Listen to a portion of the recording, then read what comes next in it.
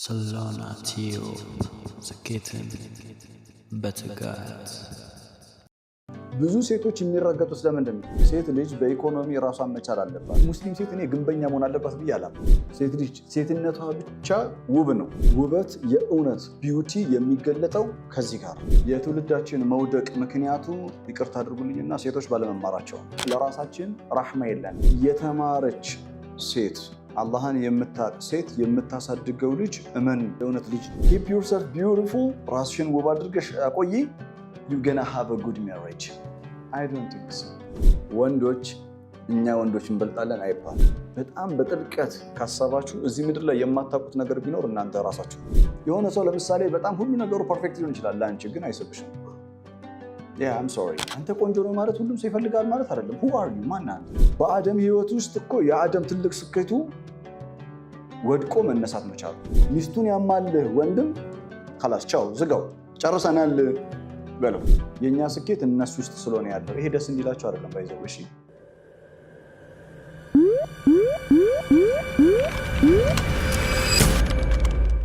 الذي خلق الذكر والأنثى ወንድና ሴት ጾታ አድርጎ በፈጠረው ነው ወንድና ሴት ጾታ አድርጎ ሰውን ማለት ነው ወንድና ሴት ጾታ አድርጎ በፈጠረው አላህ በራሱ ይመላል ወለይሊ ኢዛ የክሻ ወነሃሪ ኢዛ ተጀላ ቀጥሎ ያለው መሐላ በራሱ ነው አላህ የሚበላው እና ሲምል አስደናቂ በሆነ መንገድ ሁለተኛው ሊተዓጅብ ነው ሊተዓጅብ አስደናቂ ሁኔታ አስደናቂ በሆነ መንገድ ወንድና ሴት አድርጎ ጥንድ አድርጎ በመፈጠረው ጌታ አምላለው ማለት ሱረቱ ሸምስ ላይ ምን ነበር አላህ በራሱ ሲምል ወሰማኢ ወማ በናሃ አይደል በሰማይ አስደናቂ በሆነ መንገድ በገነባት ወልአርዲ ወማ ጠሃሃ ወነፍሲ ወማ ሰዋሃ الذي ሰዋሃ ማለት ነው ሁለተኛ አስደናቂ በሆነ መንገድ የሰራት ሚዛናዊ ያደረጋት ማለት ነው ግልጽ ነው ሐሳቤ وما خلق الذكر والأنثى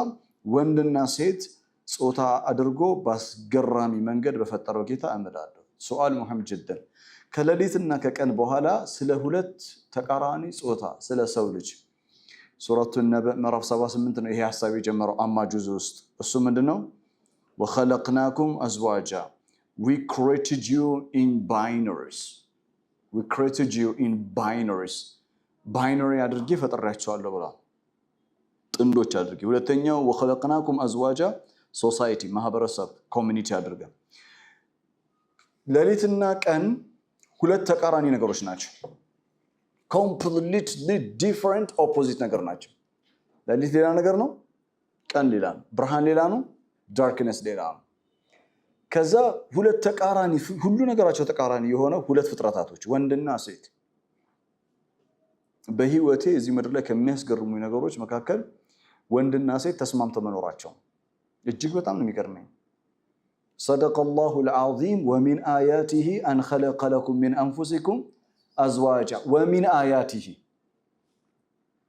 آيات من آيات الله ነው ወንድና ሴት አብረው መኖራቸው በአንድ ጣራ ስር አላህ ነው ያለው ሱረቱ ሩም ምዕራፍ 30 ቁጥር 21 በጣም አስደናቂ ነገር ነው ሳይኮሎጂካሊ almost there is complete difference እኮ በመካከላችን ስለ ልቦናዊ ልዩነት አለ ኦኬ ኢሞሽናል ዲፈረንስ አለ ኢንተሌክቹዋል ዲፈረንስ አለ the way we think ነገሮችን የምናስብበት የምናይበት መንገድ የተለያየ ነው ወንድና ሴት ፊዚካሊ የተለያየ ነው ባዮሎጂካሊ የተለያየ ነው سبحان من خلق አንድ ጣራ ስር አብረን ኖረዋል وجعل بينكم مودة ورحمة إن في ذلك لآيات لقوم يتفكرون deeply reflect لم يدرج سو if you deeply think about it ወንድና ሴት አብረው በአንድ ጣራ ስር መኖራቸው መፋቀራቸው መዋደዳቸው መዋለዳቸው I mean if you think about it በጥልቀት ካሰባችሁበት በርካታ ምልክቶች አሉት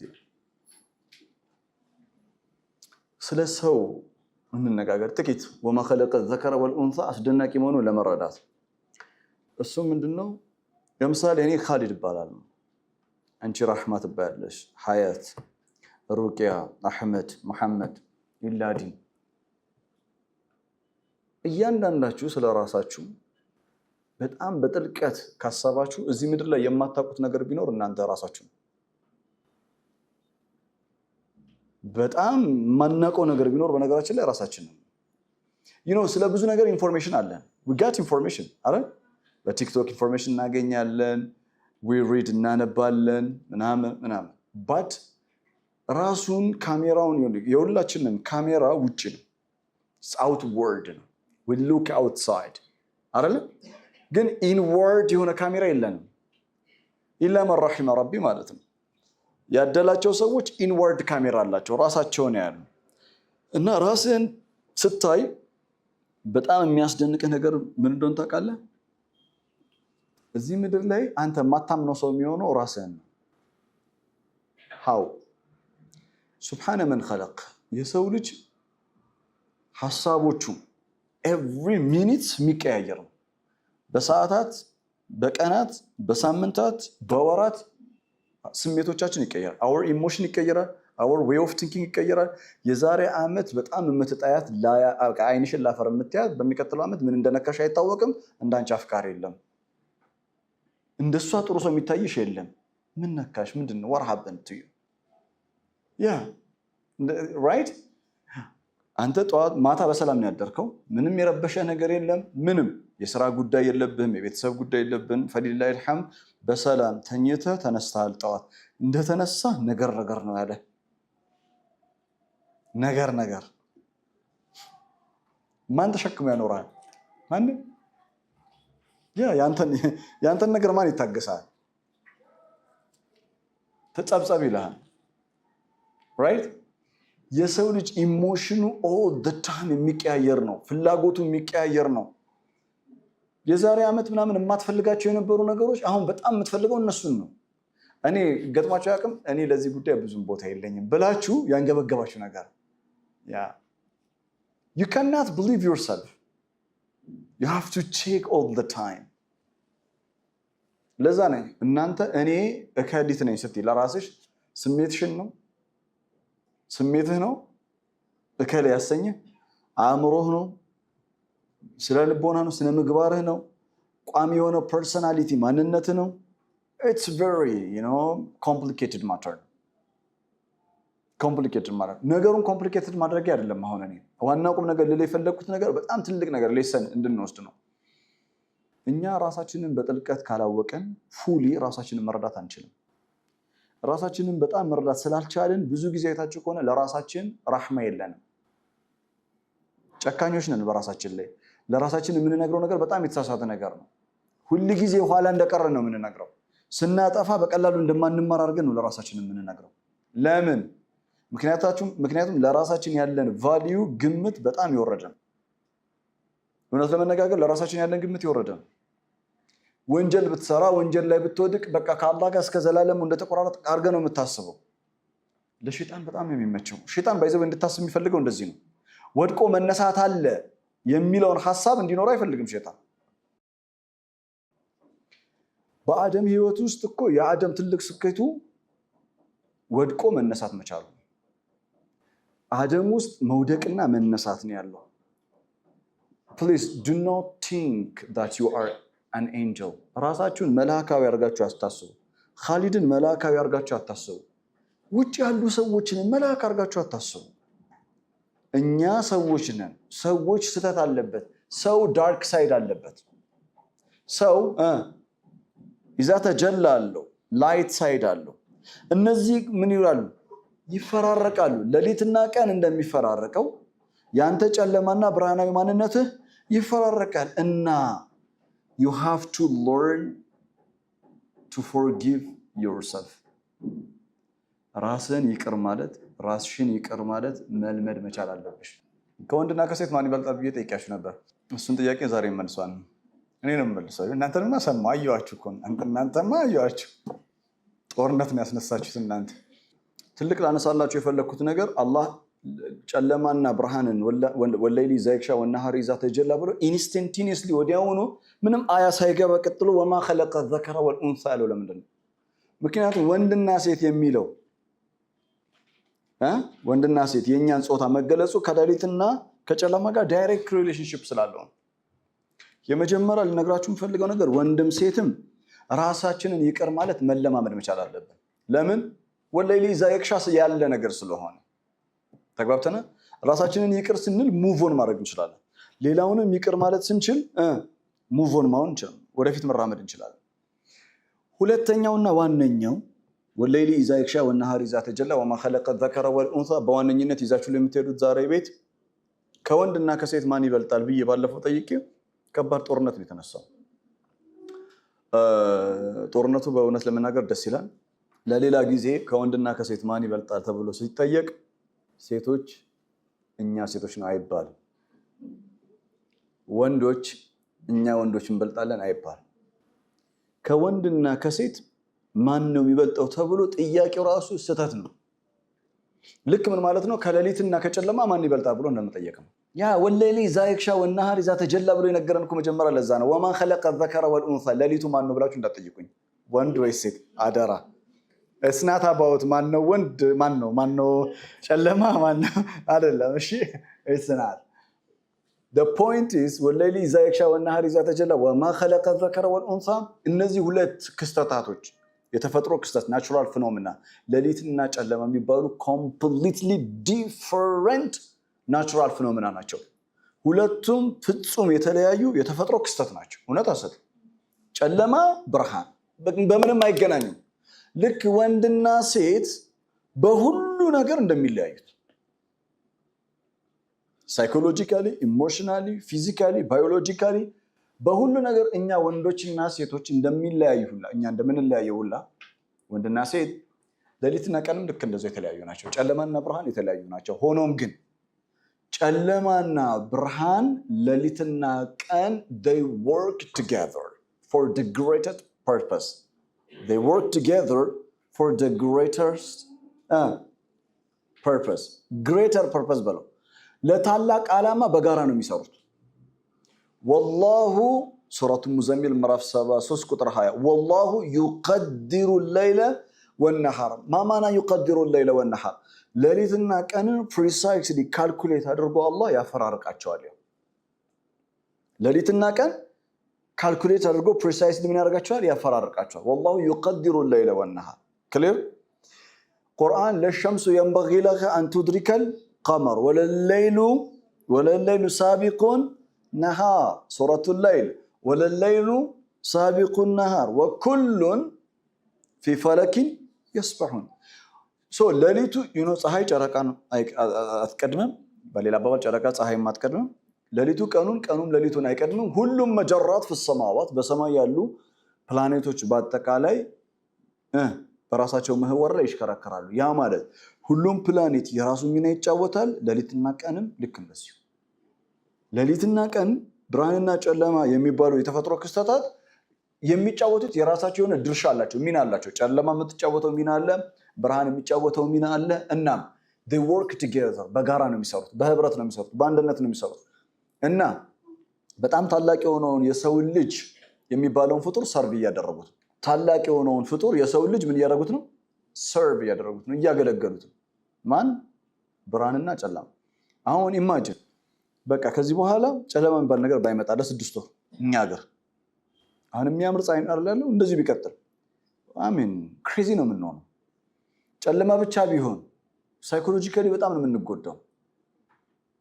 ዘውጀይን ያደረጋቸው ጥንድ ያደረጋቸው የተለያየ ያደረጋቸው የሚጫወቱት ሚና ስላለ ነው። ዳይሬክትሊ ከኛ ስፒሪት ጋራ ከኛ ሳይኮሎጂ ጋራ ሌሊትና ቀን ትስራላችሁ።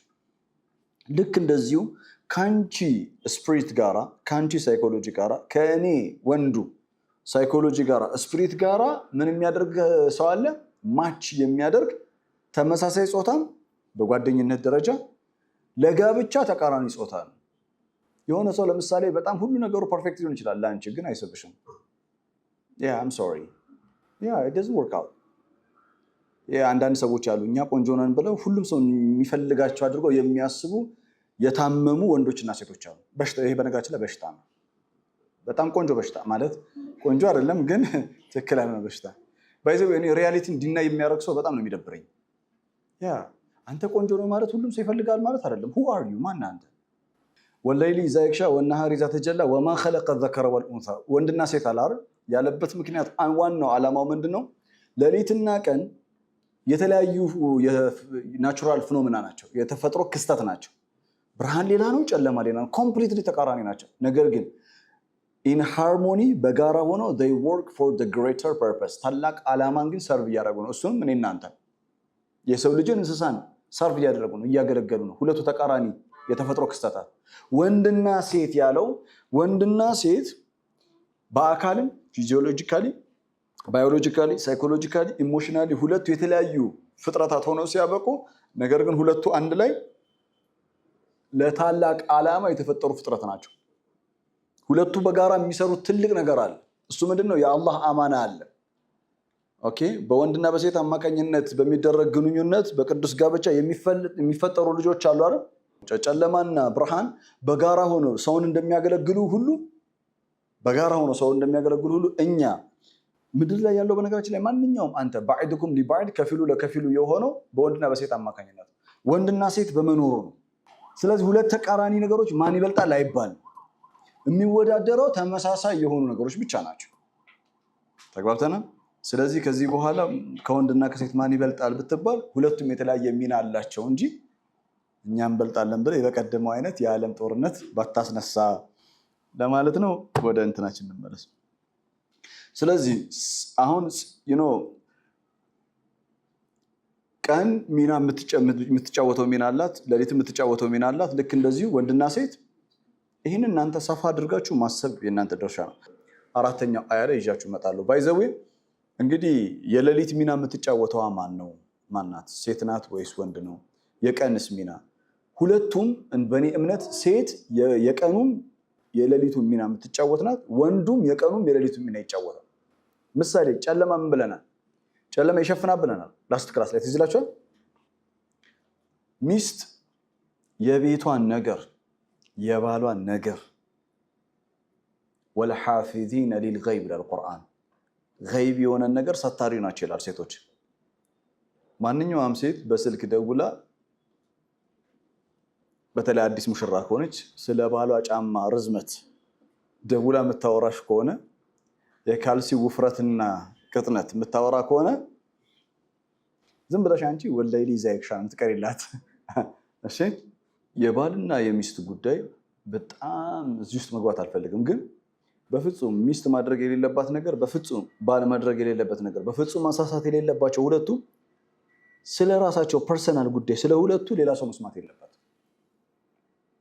ወላሂ ምንም ጥቅም የለውም። ኢት ሃዝ ኖ ቤኔፊት። ሰው የሚገርማቸው ነገር እቺን ትንሽ ነገር እንኳን መማር አልቻለም። በላይፍ ኤክስፒሪየንሳችን ይሄን እንኳን ትንሽ ነገር መማር አልቻለም። የባሏን ጉዳይ ሁሉ መናገር የሚያስደስታትና የምትረካ ሴት አለች። እሷ በነገራችን ላይ ማለት ጊዜ አታ ነው። እሺ፣ አንቺን ወዳሽም አይደለም ሚስጥር ነገረችኝ አካፈለችኝ ብለሽ እንዳታስቢ አይደለም። ያ the worst ነገር ነው እያወራች ያለችው። እና እሱም ልክ እንደዛ ወንድማ ካለ እንደዛ እሱ አብራችሁ ጓደኛ እንዳትሆኑ። እሱ ሚስቱን ያማልህ ወንድም خلاص ቻው ዝጋው ጨርሰናል በለው። ተጋውተና ስለዚህ የሌሊትን ሚና ሁለታችንም መጫወት አለብን። እግረ መንገድ ግን ማንሳት የምፈልገው ነገር ሴቶች በእኔ እምነት ከዚህ በፊትም ብዙ ጊዜ ደጋግሜ አንስቼዋለሁ፣ አሁንም ማነሳላችሁ ነገር ሴቶች ለሴቶች ያለን መልከታኛ ጋር ልክ አይደለም፣ ቁርአናዊ አይደለም። ሴቶች ትምህርት መማር አለባቸው። ሴቶች ብሩህ አእምሮ ሊኖራቸው ይገባል። የትውልዳችን መውደቅ ምክንያቱ ይቅርታ አድርጉልኝና ሴቶች ባለመማራቸው ነው።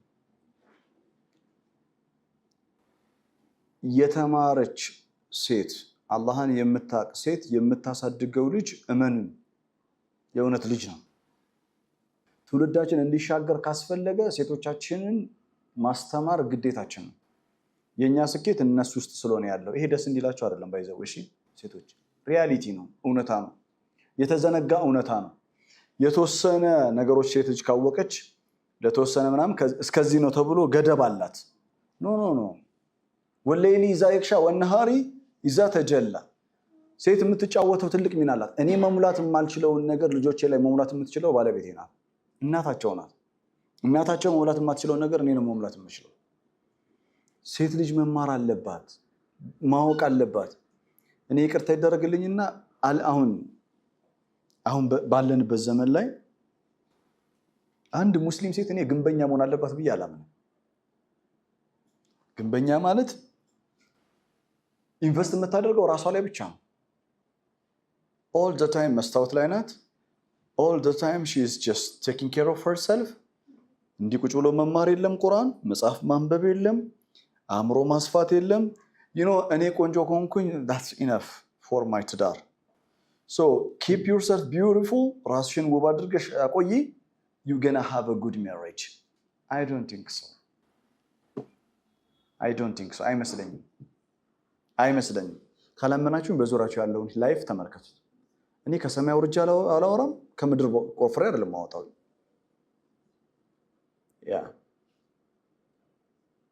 ሴት ልጅ ቆንጆ መሆን ተፈጥሯዊ ማንነቷ ነው።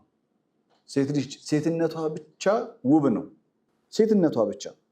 ነገር ግን ውበት የእውነት ቢዩቲ የሚገለጠው ከዚህ ጋር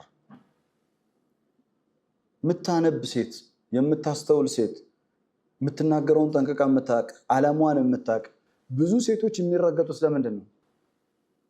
መብቷን ከማስከበር እኮ ስለማትችል ባይዘው። ግን አስተዋይ መሆን ያስፈልጋል፣ አቅላኒ መሆን ያስፈልጋል አይደል? አቅላኒ መሆን ያስፈልጋል። ከዛ ባሻገር ሴቶች ኢኮኖሚካሊ ስትሮንግ መሆን መቻል አለባቸው። ሴት ልጅ በኢኮኖሚ ራሷን መቻል አለባት። እኔ እውነቴን ነው የምነግራችሁ፣ ከወንዶች 100 እጥፍ እስልምና እንዲያብብ ከፍተኛ ሚና መጫወት የሚችሉ ሴቶች ናቸው ብዬ አስባለሁ። እስፔሻሊ ኢኮኖሚካሊ ላይ ጠንካራ ከሆኑ።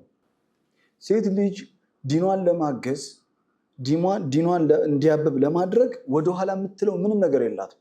ምንም። ሴቶች ኢኮኖሚካሊ በጣም ጠንካራ በሆኑ ቁጥር እኔ የሚሰማኝ ነው የምነግራችሁ፣ እስላማዊ ተቋማት፣ መሳጅዶች፣ የየቲሞች ተቋማት፣ የትኛውም ተቋም በሁለት እግሩ በደንብ ነው የሚቆመው። ምክንያቱም ከልባቸው ያግዛሉ። ኢኮኖሚካሊ ስትሮንግ መሆን አለባት ብዬ በጸና አምናለሁ።